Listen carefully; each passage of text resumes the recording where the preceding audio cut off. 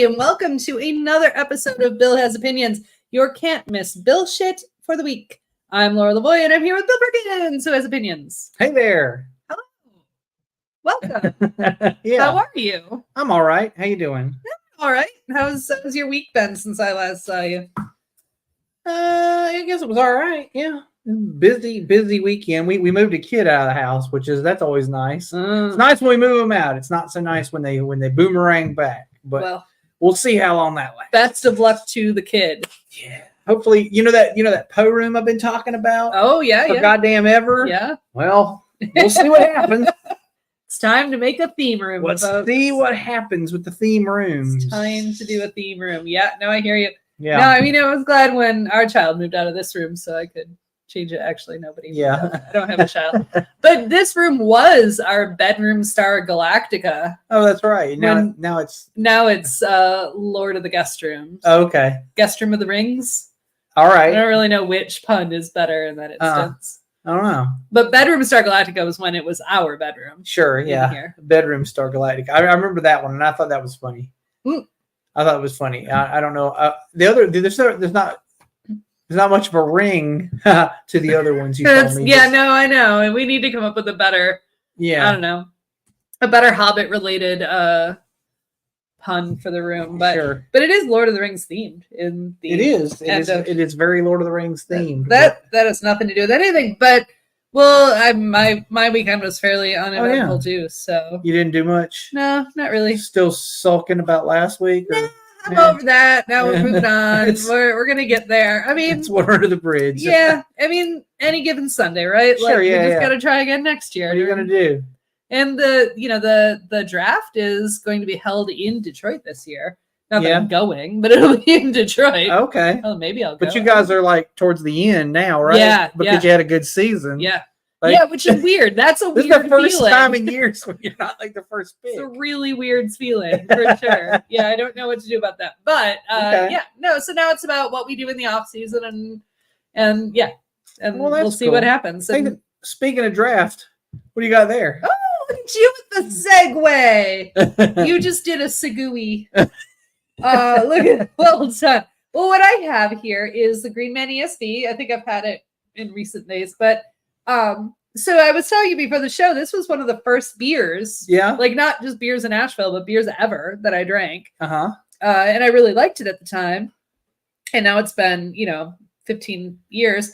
And now I'm going back to it because it's freaking delicious. And and then I also it made me curious, like, because I'm you said it tastes like just an English ale kind of. Yeah, it's a true English ale. Because I have been longing lately. There used to be one called Hobgoblin that was actually made in England. That back when I first got into beer, you could buy everywhere. I swear to God, it was on tap everywhere. You could buy bottles of it anywhere I went, and then I haven't seen it in fucking years, and I'm like curious, does it even still exist? Or? Yeah, I actually don't know of Hobgoblins. I remember. You remember Hobgoblins? Yeah, I remember. You used to have it on tap everywhere. Yeah, and I'm just curious. But it was a sip left in here. But it was a good English ale, is what it was. There might be a drop, so you might not get any flavor out of it whatsoever. Yeah, that wasn't enough really to know what's what, but whatever. That's fair. But then after that, because I'm really, still digging the dark beers for the winter time, I got a Green Man Porter because I figured if I was going with the ESB, I'd also go with the Porter, which I also very much like. It's a rich dark ale, as it says right here. So, well, I'm also drinking a dark right now. I'm drinking this one called "When Will Then Be Now" by Divine Barrel, which is out of Charlotte, I think. That sounds like it. I mean, I get why it sounds like a Pixies song. No, it sounds like a Smiths song. Yeah, that's true. It sounds like the Smiths, and then by the way, that was Jay saying he's going to go down and check out the draft, and you should. But this one is a German style Schwarzbier. So basically, I guess Schwarzbier is a little malt. It's like a maltier version. It's almost middle of the road beer, but just maltier. Yeah. Anyway, but may the Schwartz be with you. Yes. So and also with you. We lift our beers to the Lord. That's something I don't know. Yeah. Anyway, and then I've got and then I've got on deck. I've got this thing. It says it's an albino white stout, which I was asking you about. I bought it because I was like, "The fuck is this?" how does this work? And you were like, yeah. It does actually say right here, Is looks it- like a lager, tastes like a stout. Oh, okay. So it's like the what was that brand of pumps back in the day? Yeah. Looks like a pump. Feels like a sneaker. Feels like a sneaker, yeah. So I looked it up because I've had white stouts before, Uh-huh. but I never really quite grokked what they were. I'm trying to find out the name of the brand. It's on here somewhere, but it's hard to read. I don't have my see if I glasses. can find it. HG Brewing Company. It's the tiniest little logo. I have no freaking idea where they're from. I don't know. I got this at the No, oh sorry. It says here, HG. Horny Goat Brewing Company out of La Crosse, Wisconsin. La Crosse, Wisconsin. Yeah. Same place that makes LaCroix water. Same place you know where La Crosse, Wisconsin is. Huh. Do you know where that is?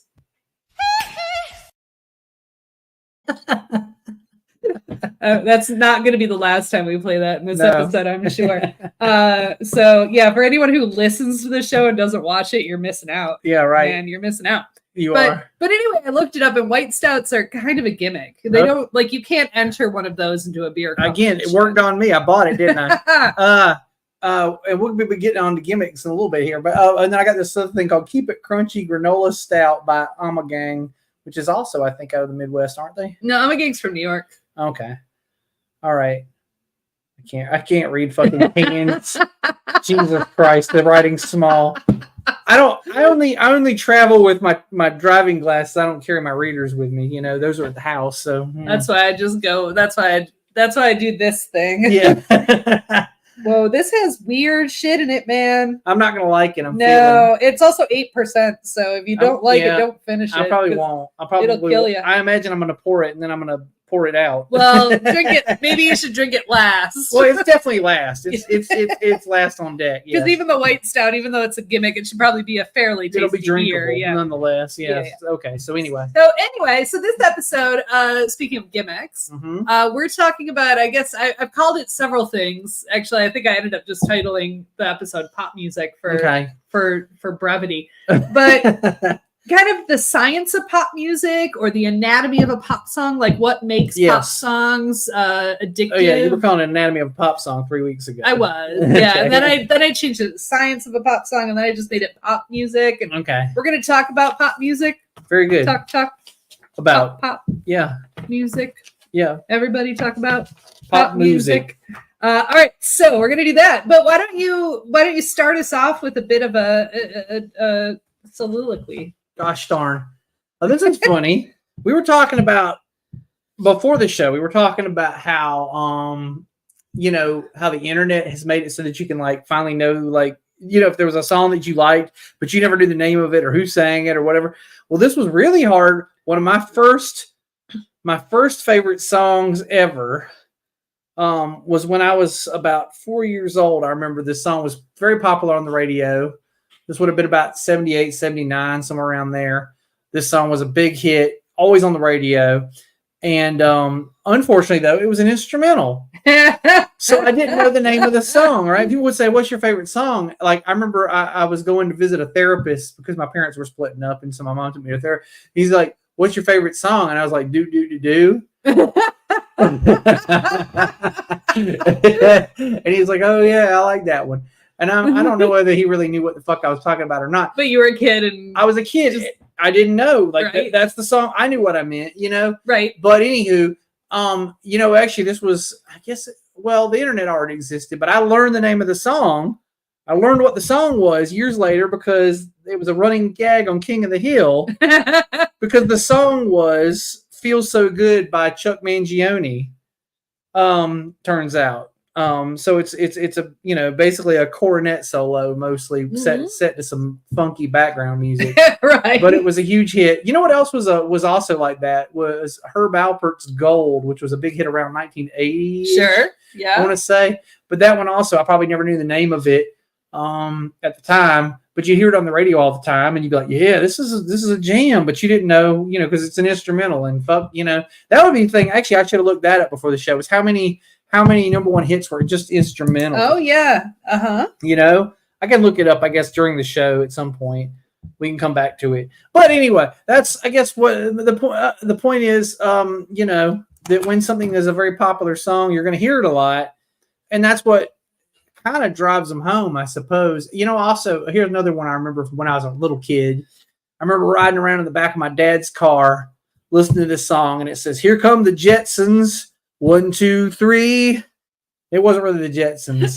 I think it was the Jesters in real. But I still like to think it's about the Jetsons. Sure. Because that's just funny to me. Yeah. Well, and actually, King Missile made a reference to that in one of their songs. I don't remember the song name now, but they had a song where he said during this one guitar break, he says, "Would Mr. Spacely be part of my rock and roll fantasy?" Yeah. Yeah. I do love, this is a total sidetrack, but I love that in like the Jetsons and the Flintstones, like part of the narrative was their boss, like that we have such an ingrained bad relationship with work. Yeah, that the boss. Your big enemies were your boss and your mother-in-law. Yeah, I believe that's part of your. Yeah, like in Bewitched. Yes, absolutely. Yeah, no, but it's crazy. Like these are cartoon shows, and it's still like Fred Flintstone and his boss, and the boss was always an angry, short little man. Always, yeah. Which always. You know what, in my experience, has been true a lot of times. Now that I think about it, I did once, actually. At one time, I had a boss. So he wasn't angry. He was actually a very delightful little... He was a great boss. Okay. I actually loved the guy. I only quit because I moved to Georgia. But, I loved the guy in like a professional way. He was a good manager. All right. But other than the fact, and I was telling you this before the show too, is that it was an engineering company, so it was all men. Mm-hmm. I was the only woman that worked there. I worked there as the recruiter. Uh-huh. But when the other woman, the only other woman that worked there, went out on maternity leave, they asked me to sit at the front desk and answer phones. Mm-hmm. Apparently because they didn't want to hire a temp or didn't want to hire somebody else, and I was a woman. So. Okay. Hey, my review on this coffee, on this albino stout, it's just one of those coffee blondes is all it is. It's the same shit. Sure. It's very sweet. Almost is like cream soda kind of, but it's got a little hint of coffee or caramelly kind of. Sure. But not bad, but not necessarily something you'd buy a lot of. I wouldn't drink a lot of it. It's very sweet for me, although it's got that kind of balances out the sweet. Oh, don't worry, the granola stout, when you get to that, is going to be even worse. Oh God, I'm going to hate it. I just know it. I don't even know why I bought it. I don't know. I was at this. You know why? Because this is the kind of beer that would normally cost you $4, but it was in the make your own 6-pack section. So I was like, I'm getting one over on these people. Well, if you take a sip of it and you don't like it, I'll send Matt to get an ESB for you. Bring it to the show. Very well, and then Matt can finish the Keep It Crunchy if he wants it, or you can pretend he finished it and dump it down the drain. He can do that. All right, but like your Viking funeral, but that's a different episode. I think we do. I think we actually do. I'm going to put that down because that gave me another idea for an episode. But so we are talking about the science of pop music. So yes, I agree with you. Yeah, there are certain songs I told you about. Like there was a song that was really popular, kind of one-hit wonder popular when I was like a teenager.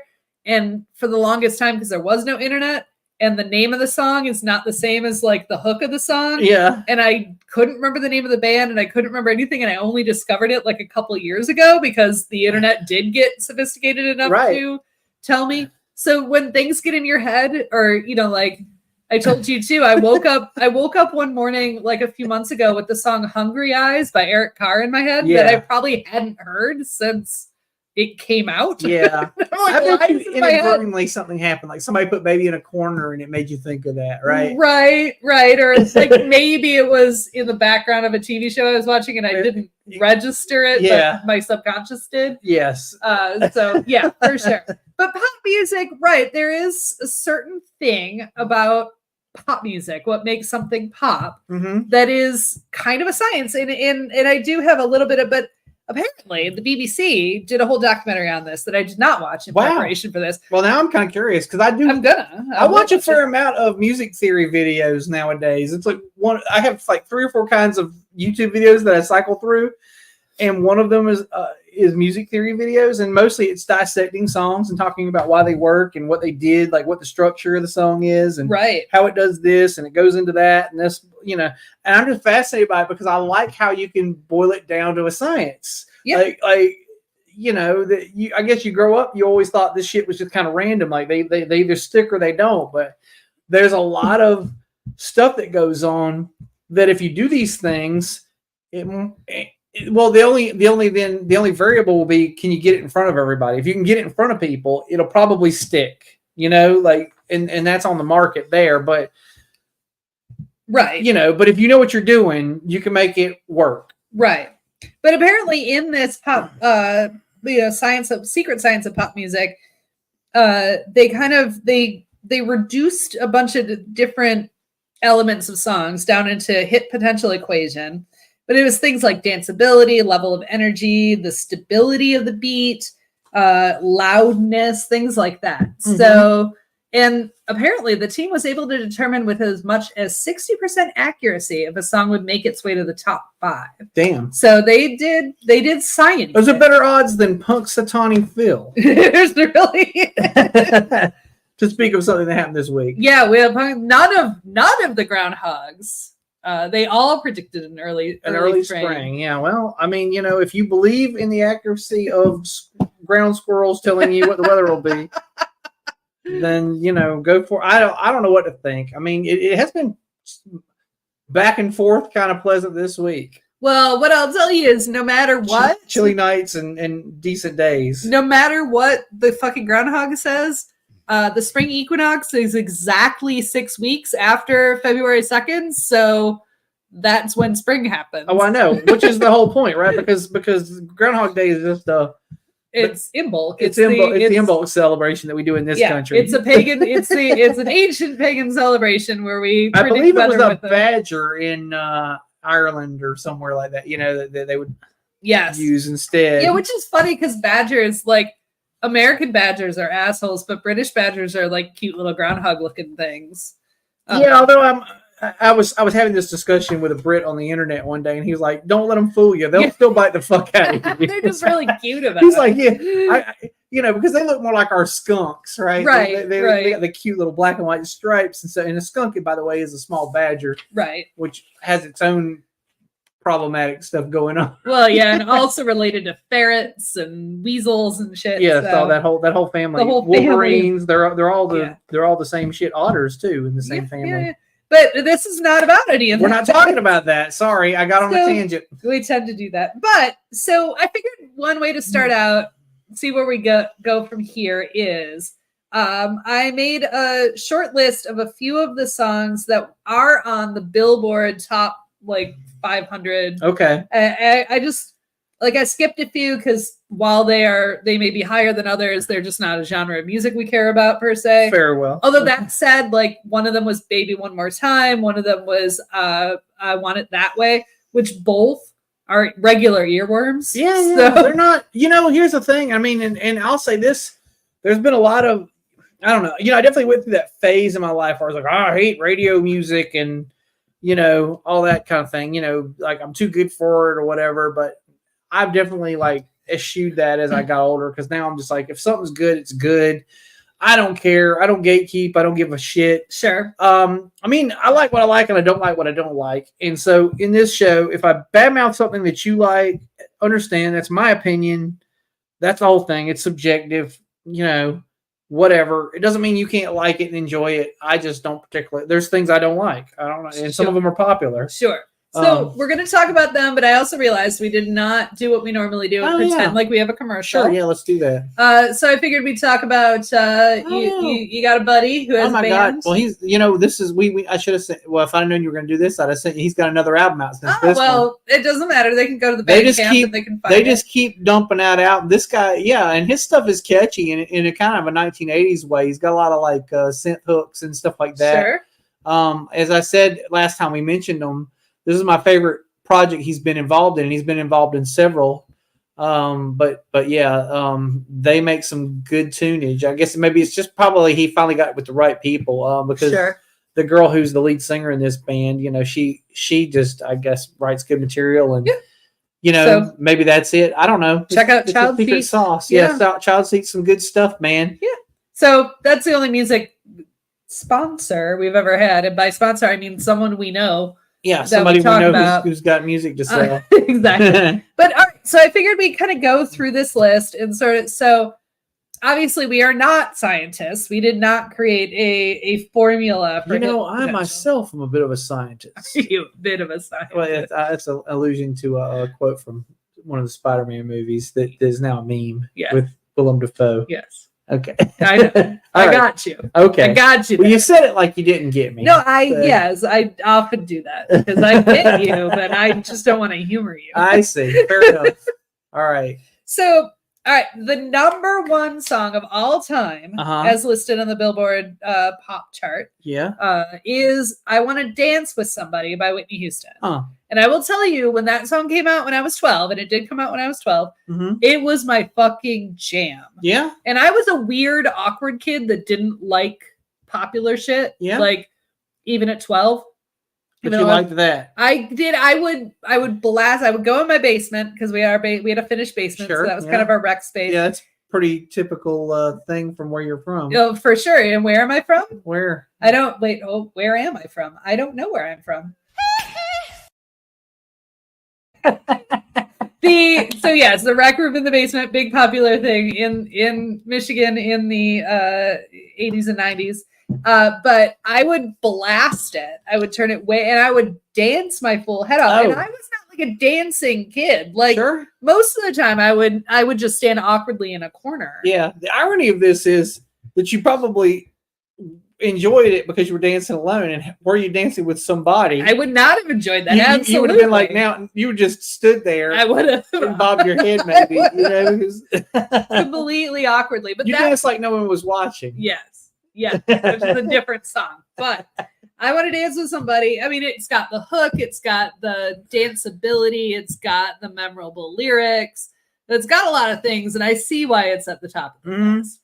Number 2 on that list, for similar reasons, although a different genre of music, was Dancing Queen by ABBA. Sure. And while I'm not a huge disco fan, I think almost everybody universally knows who ABBA is. Sure, absolutely. Yeah, people love ABBA. I mean, Dancing Queen is probably the most iconic ABBA song, I would guess. I mean, I know a lot of them, right? But yeah, I definitely think that's probably number 1, I would say, of all the you know what's making a comeback is Give Me a Man After Midnight. Apparently that's become like lately, like I've seen a lot of memes and TikToks and stuff. Oh, you know that because it comes from the gay clubs. Oh, okay. Gay clubs love ABBA. Well, yeah. I mean, Erasure made a whole fucking cover album of ABBA songs.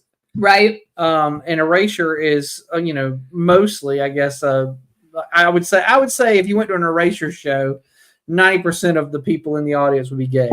Yeah, yes, very queer positive band. Yeah, there, which is good. Yeah.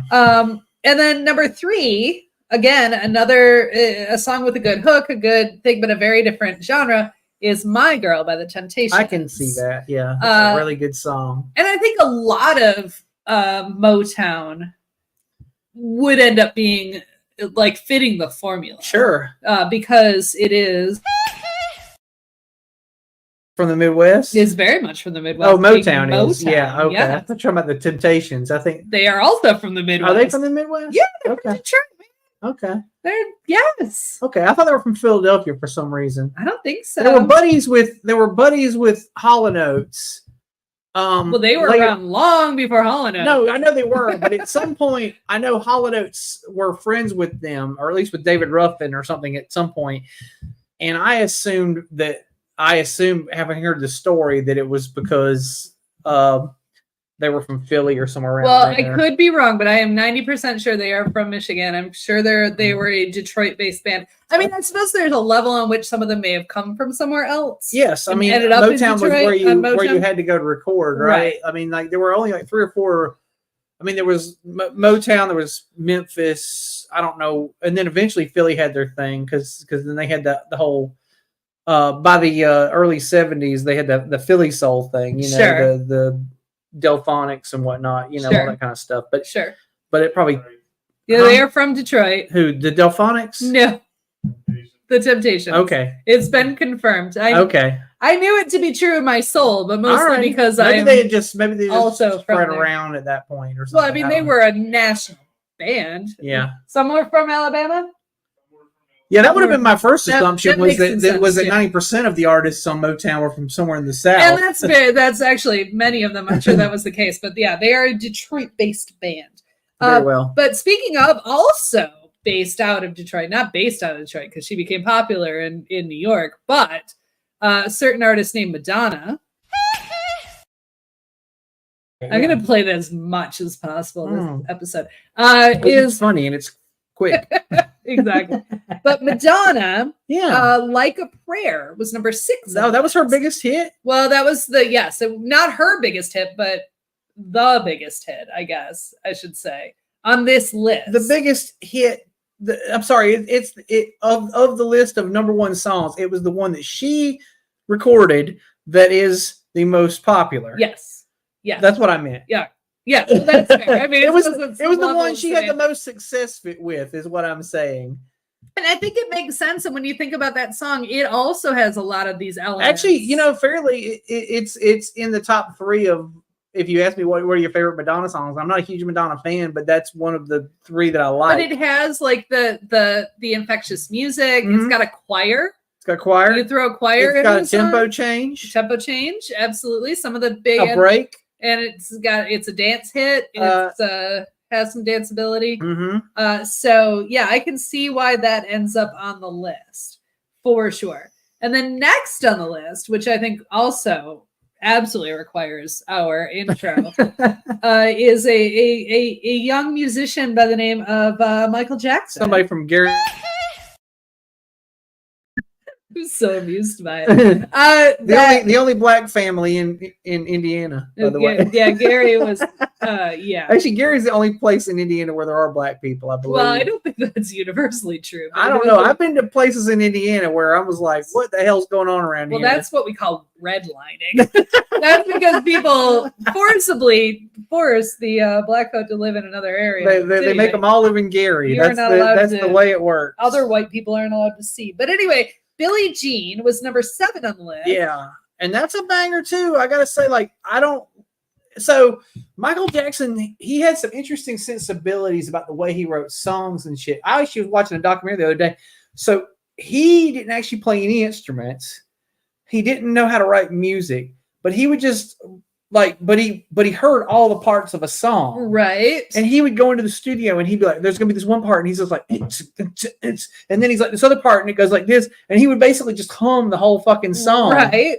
And they would go, okay, cool. But I mean, that's great. But then the other thing it's fascinating to me about Michael Jackson is I think the verdict's maybe still out. I don't know. We're never going to know what the fucking deal with Michael Jackson is. No, we will never know. But I do think that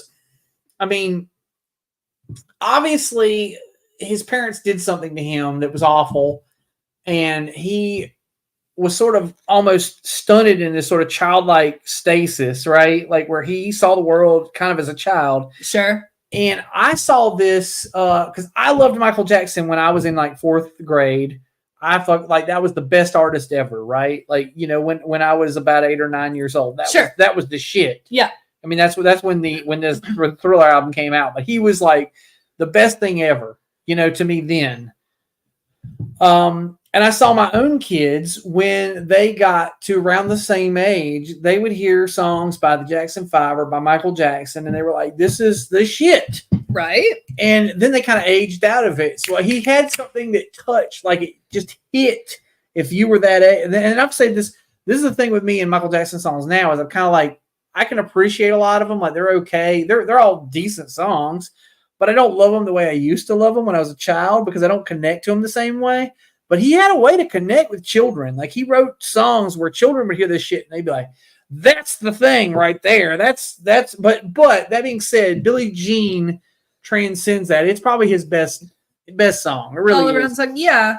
Well, it's a very for someone who did not often write about adult topic. Right. Billie Jean is very much an adult. Yeah, song. it so is. Yeah. In another something you like about a lot of pop songs is when you take a not so happy subject and you make it sound absolutely real upbeat. The juxtaposition of a morbid or melancholy theme against a upbeat tempo and melody Right. is a thing that will usually lure me in immediately. I just love that kind of shit. I like when I finally realize it, because I'm a person who listens to lyrics. And you had mentioned, I guess, coming into this show about how, you know, most songs in general, most pop songs especially, work on a musical level more so than lyrically.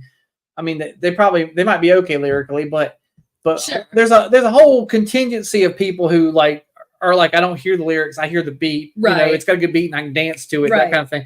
I'm a person who listens to lyrics because I guess I'm kind of a literary sort of person, and I think about it that way. I do the same like, thing. what is this about? You know, and if a song's really fucking dumb, most of the time I'm like, I don't like it because it's dumb. You know, like, I mean, lyrically, like if I listen to it, I'm like, it's not really saying anything, or it's saying something, but it's saying something stupid. You know? Right. I don't want to listen to this anymore. Right.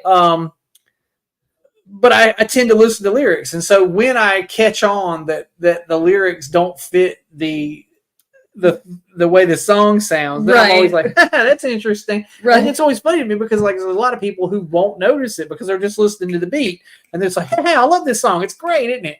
And I'm like, I guess, except for when the girl dies. It's so sad. Yeah, exactly. And then they're like, what are you talking about? I'm like, the girl died, and then the dog got shot by the cops, and they're like, what?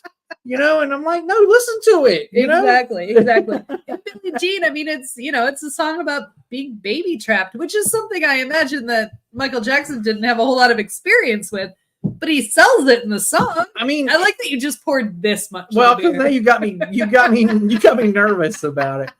Well, and hey, I hope you love it.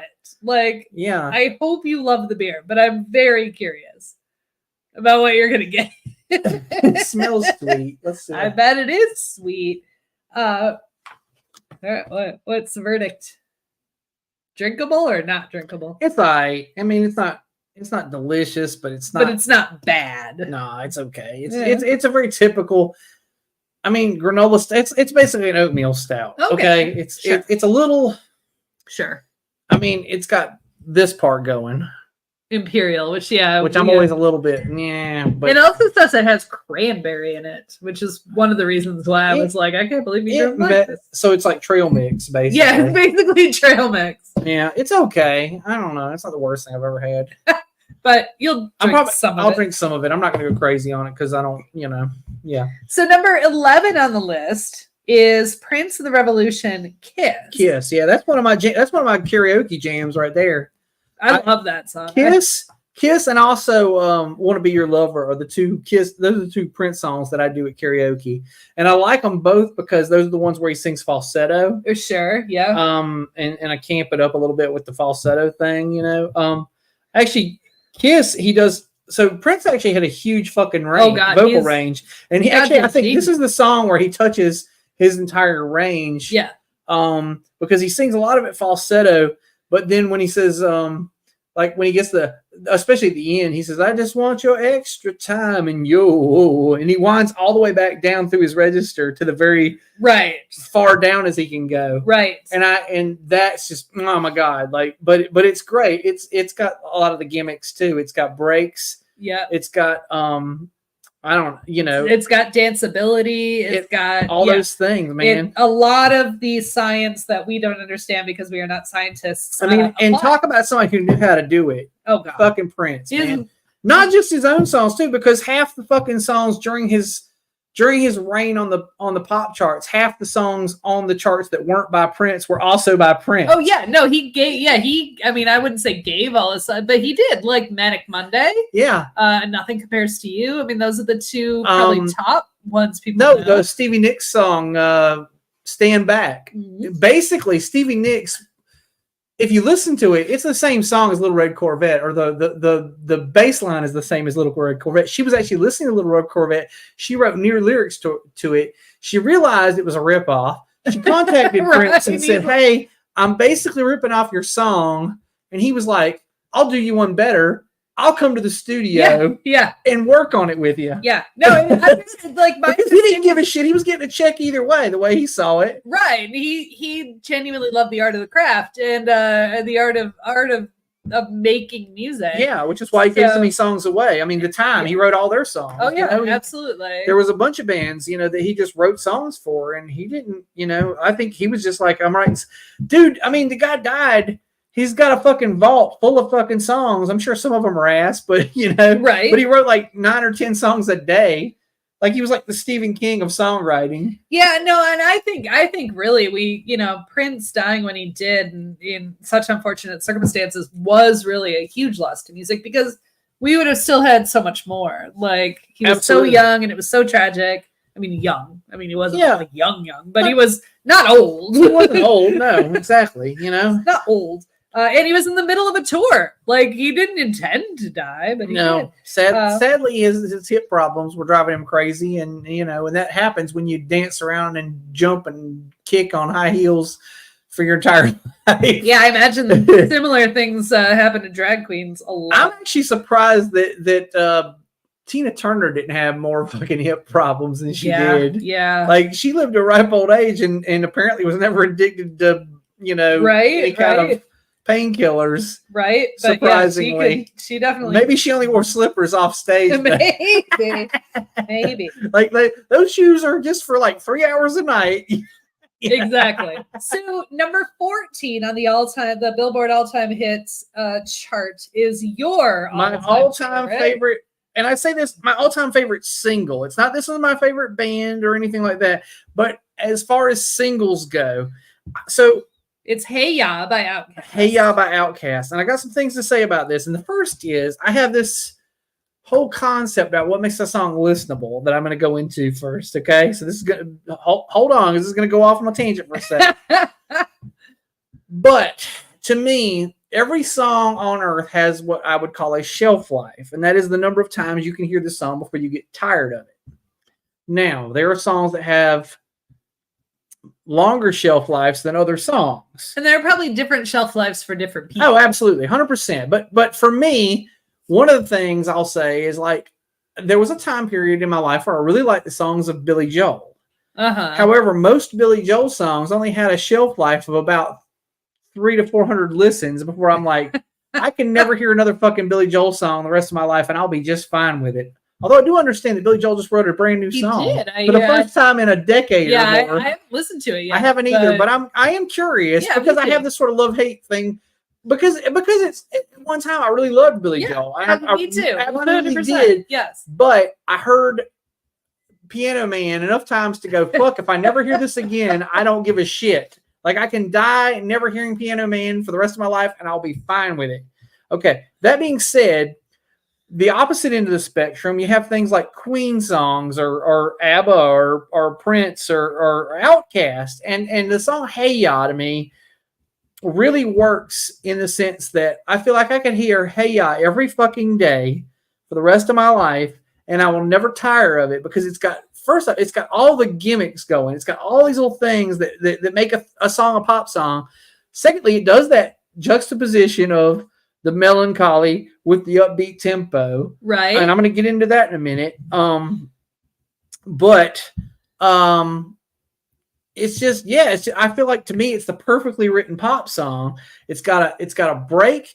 It's got a call and response. It's got clapping. It's got a noodly little keyboard line that's like catchy in almost like a childish, there was a scientist who did a whole album of keyboard music for little babies because he was I think he was a child psychologist or something, but he realized that babies responded well to like synthesizer noise.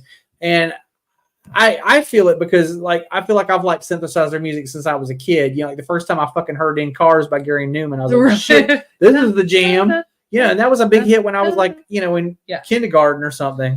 Or like the song we were referencing, Pop Music by him. Exactly. That also, the music of the early 80s, I was just like, oh my God, this is the best stuff ever. That was a lot in my experience. Yeah, too. But I think synth hooks really, really connect with you. You don't realize how much a synth hook. Anyway, all that being said, and it's got a jaunty bass line and all these things going on, But anyway, the thing I really want to get into now, I'm gonna delve into the whole melancholy versus the upbeat tempo. Right. In much the same way as the I don't know if you've ever heard, the Pearl Jam did a cover of this song, Last Kiss. Right. But there was a version from the 60s. Which is like a pop. Which is like a pop. And the guy's like, he's like, where can my baby be? And you're like, when you listen to the lyrics, and you're like, this dude, your girlfriend died in a car wreck. And you seem like terribly upbeat about the whole thing. Exactly. Well, Anyway. because the ladies didn't matter. Yeah. That was why. There was there will be another lady. I suppose so. And now I got the stink of commitment on me. So, Exactly. Everybody's gonna feel sorry for me because I lost my girlfriend. So I'm gonna make out like a bandit. Yeah, I'm gonna have all the ladies now because everybody's sad. Yeah. That my lady died. Yeah, no, it's a different time.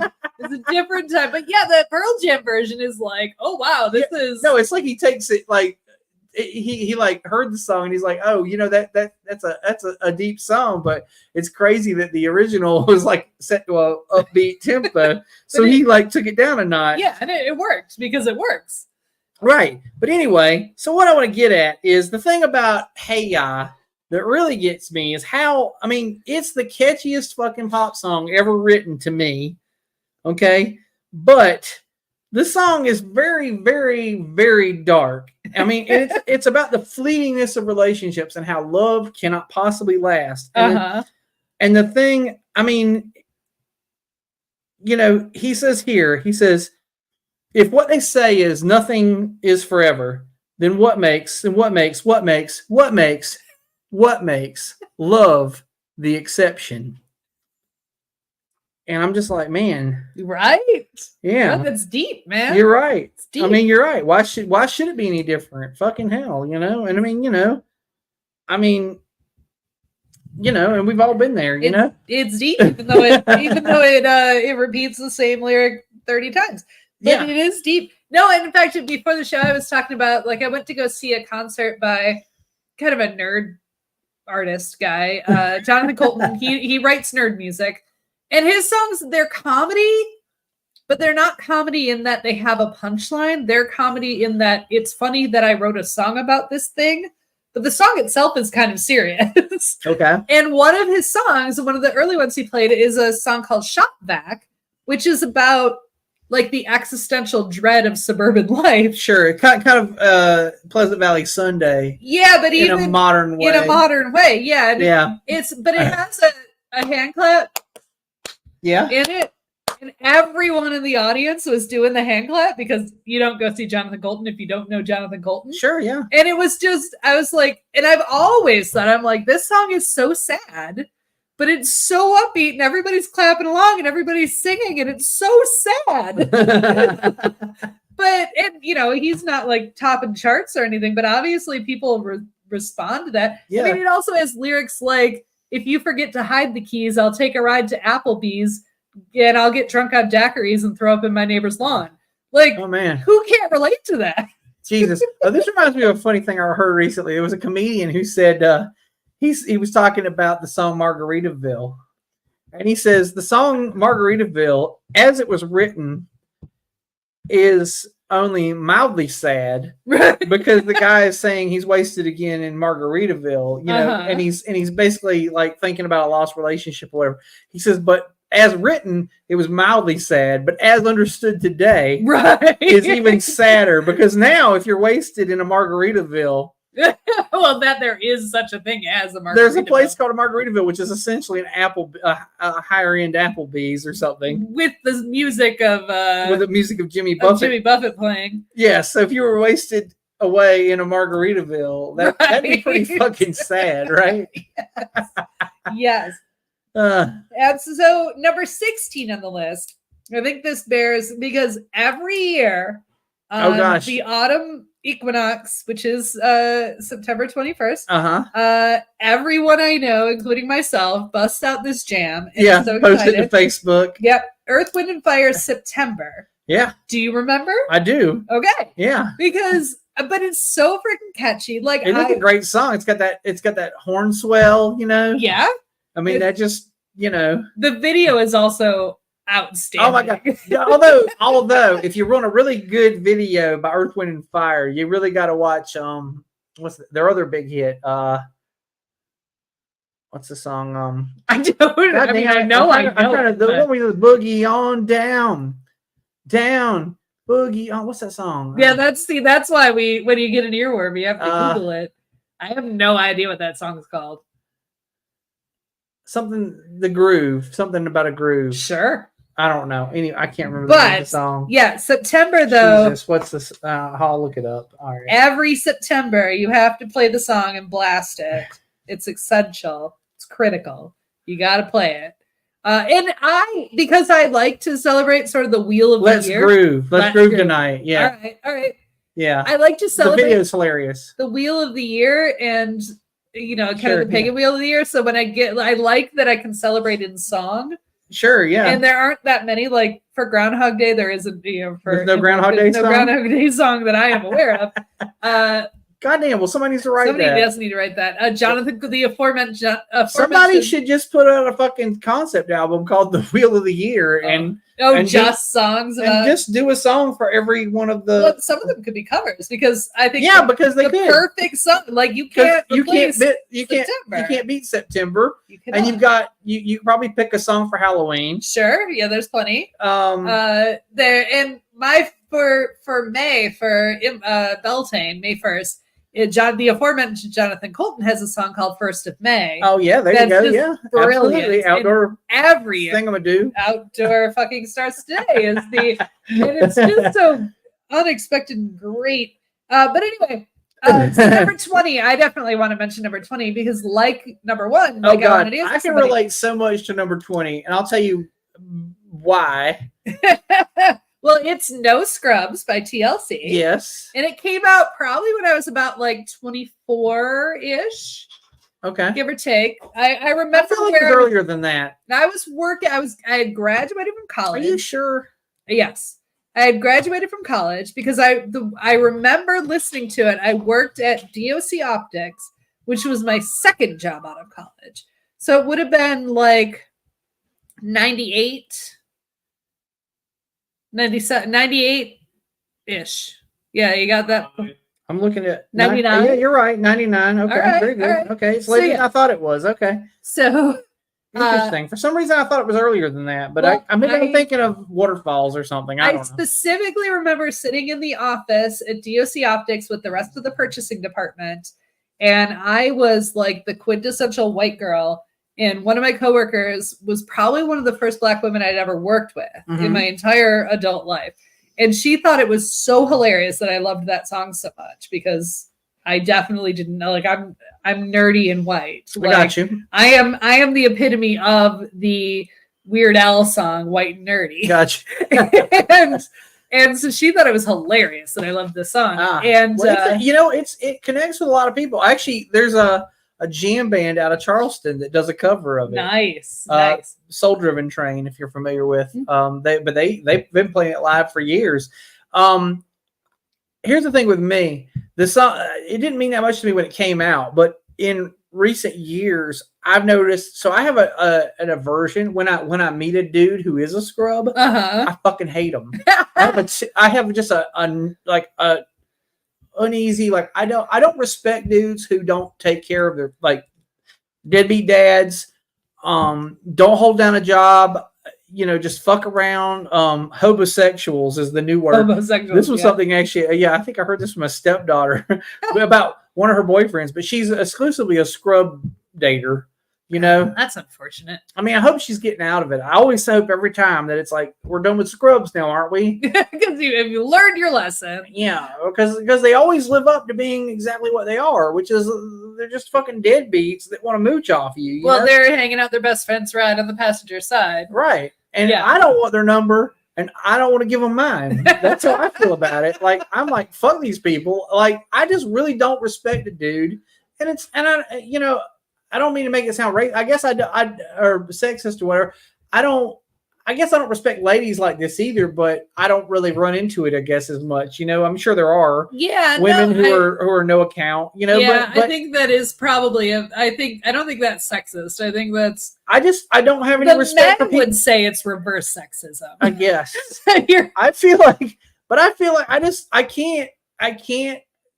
I cannot respect a dude who won't take care of his responsibilities. And that's what I guess what a scrub is really, right? Is a guy who won't take care of his responsibilities and doesn't want to be. It's fine if you don't want to be a contributing member to society. You just want to be like a deadbeat and fucking smoke weed But and then whatever. don't do the shit that requires you like to. don't have relationships because people have expectations. You know, like I get that's off the table for you. Dick around at home, play video games. Maybe your mom will support you, whatever. But don't bother other people. That's the point. I don't want no scrubs, so I get behind this song as being a very good song. But it also not only is there that like I relate to, although funny part is I don't really. I've literally never. I never dated a scrub. Dating Matt since I was 19. He definitely wasn't a scrub, and we're still together. So, okay, well there you go. You know, I have never you didn't had want any scrubs. But I guess that's true. But that song, it was just so infectious. The beat was great. It had all the breakdowns and all the danceability and everything you need in it. Yeah. And then also it was a subject, even though it was, not necessarily a subject of ennui, it is still a subject that's like, Jesus Christ, man, just stop. Get your shit together. Get your shit together. Get your shit together. That's what the song's about. Get your shit together. So it's not necessarily an upbeat subject, but it's a very upbeat song. But it is a call to arms. But it is. But sadly, ironically, a great number of ladies who sing this song a little too hard don't heed its advice. And I would say, if you're a lady out there watching this, take its advice and right? and don't want no scrub. I've got two more on the list that I think we need to dissect as far as Anatomy of a Pop Song goes. Number 25 is Good Vibrations by Beach Boys. Yes. Okay. I mean, I don't know that there's much to be said about that. It's, it's one of the earliest songs on this list. I actually skipped over Beatles because I Want to Hold Your Hand is and I love Beatles, and I know you don't love Beatles. I mean, but I they're okay. I don't hate song, the Beatles. I don't think that the end all be all is I feel like they're overrated, I guess. But I think Beach Boys, because I don't think I really understood and liked Beach Boys until like my 40s. Oh yeah, and I'm still in my 40s. Like, okay, I would have never listened to them before and thought, oh, I really love Beach Boys. But now I'm like, oh yeah, I'll listen to. I was sounds. So I was reading something about there's a song by a group called the Strawberries called "Go All the Way." And that song is basically about, hey, let's get it on. Let's have sex. Let's go all the way. And it's written from the standpoint of, a teenage boy kind of.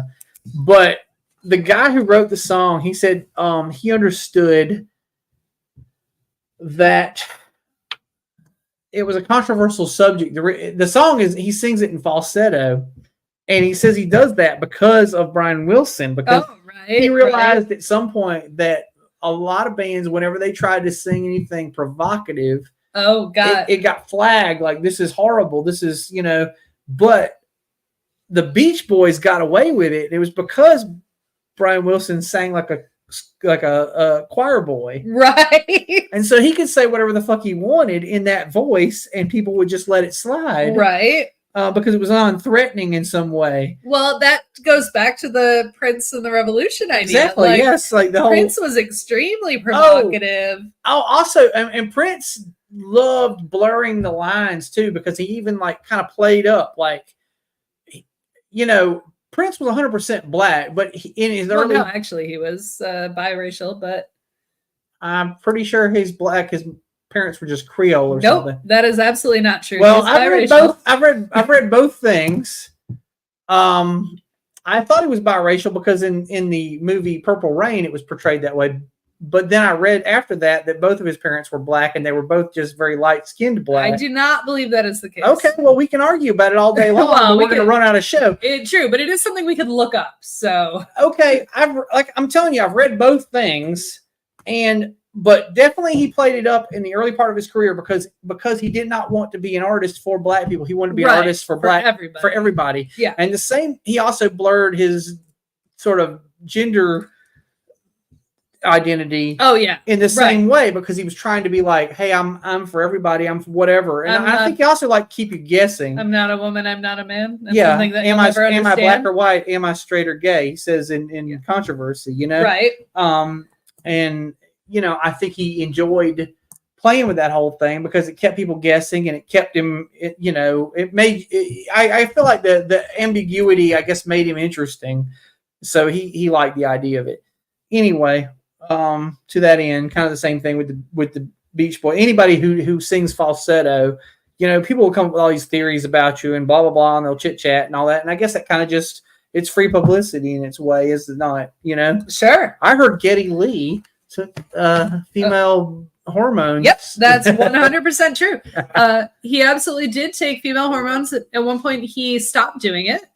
And you can tell there's a noticeable difference in that shift. I mean, he still sings, his voice. And then there's, of course, 100 theories on Michael Jackson, too, about whether he was on female hormones. Was he castrati? Was he, was that his natural voice? Whatever the fuck. Who knows? Yeah, I've actually heard theories that that was a put on, like entirely a put on, like that he could. There's a bug on the wall. Yeah. That he was entirely like. Sometimes if he would get angry with somebody, he'd just drop. Like all of a sudden he'd be like, "What are you doing, man?" Yeah, exactly. So I've heard stories, but again, like you said, we'll never know. Yeah. What his thing is. Right. We'll never know. He'll just be a mystery forever, and it's kind of great in its way, I mean, it's also problematic in its way too, because sure. He had some other issues. 100%. But and number 26 on the list, I did want to mention.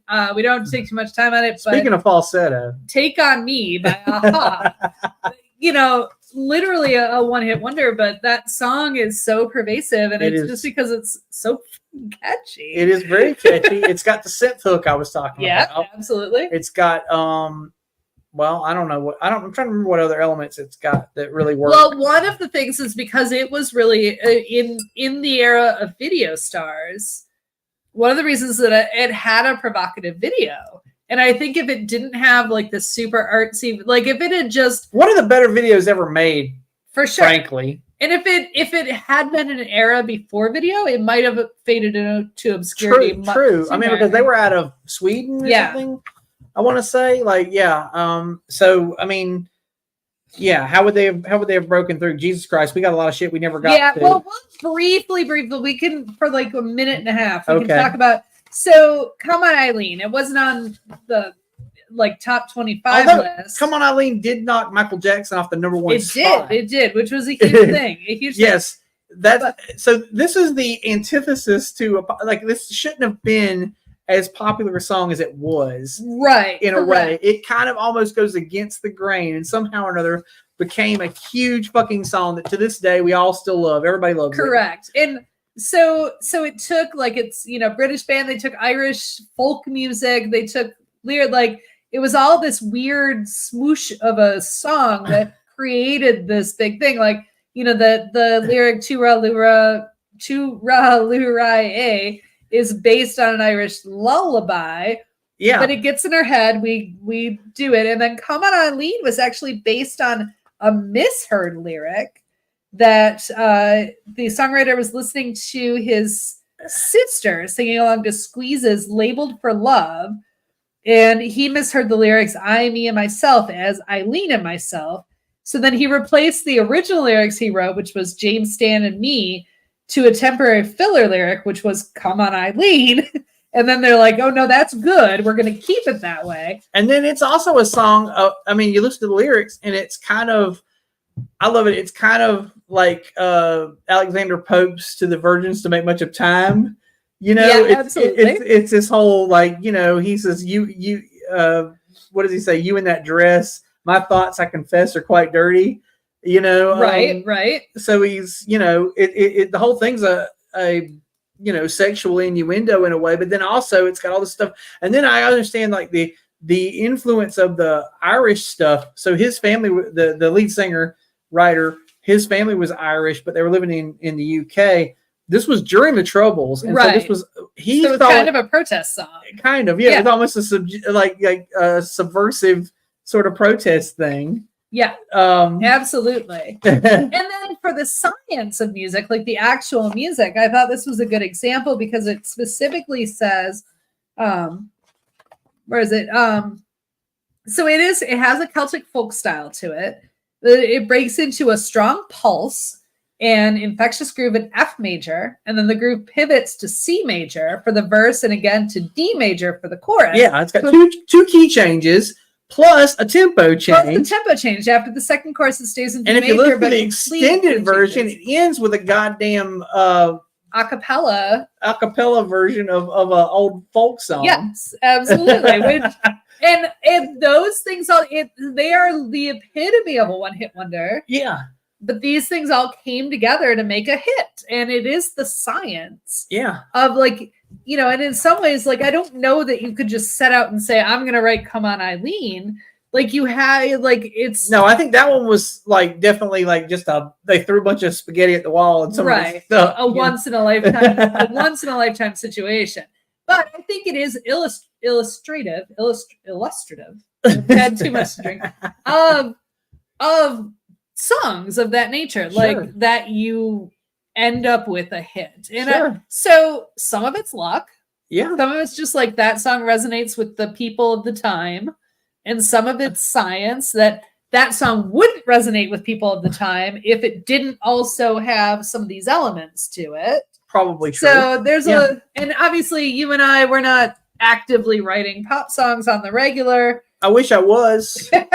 So I've definitely, I could stand to get that pop song check coming in every now and again, I've successfully written poetry, but I've tried to write lyrics. What is your measure of success in writing poetry? I got some published. Okay. Some poems have been published. Okay. In small presses. Okay. They were published. So to me, it would be like a royalty check rolling you. Yeah. Well, I got some of them I did get paid for. Okay. Just not a royalty a single check. payment. Yeah, that's not, because poetry doesn't really work with it doesn't work checks. like that. Like every time somebody reads the poem, you get a check. Yeah, like, no, it doesn't work like that. But I did try my hand at lyrics, and I'm like, oh God, no. This was 100% the reason why I wanted to write an entire album of Christmas music, was because I understood that the bass player for the Waitresses gets a check for $50,000 every year about this time of year because of all of the royalties they earned over Christmas time whenever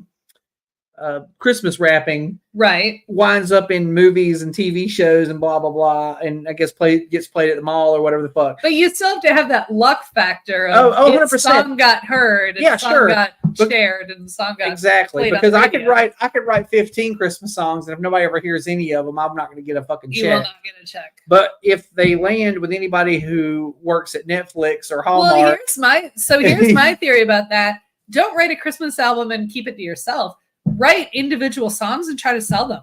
Try to sell them to producers and email everybody you know who's involved in Hallmark movies. Well, not even that. Like, send it to Nashville. Yeah, get someone to record it. Sure, yeah. You send it to artists. Absolutely, yeah. Get someone to record it and have a hit with it, and then you get the royalty. Absolutely, 100%. Yeah, but if you never do that, you won't get any money. 100%. No, I've always, exactly. As I've always said, you get 0% of the jobs you don't apply for. That's 100% true. It's I've known people that have just gotten job offers out of the blue, but it's rare. You should still apply for a job. Okay, so you should still you might get a job because of networking. You might, but other than that, you'll get 100. I don't know what you said. Exactly. I've already forgotten. Exactly. Well, I don't remember. I'm bad at math. Well, we have some pizza to go eat. Oh yeah, we do, and then we've run along already. Look at us. We sure have. But one of the reasons we went very long because of that. Because it's funny. We're going to keep that one for a while. I don't even know what we're going to use it for, but because it doesn't fit the other one, but it's funny. It's funny. It's funny. That was the idea I had in the shower today. Yeah, I got a message like, I don't know if it's too late, but can you make this? And I'm like, no, I can make this. I'm gonna. I can throw this together real quick.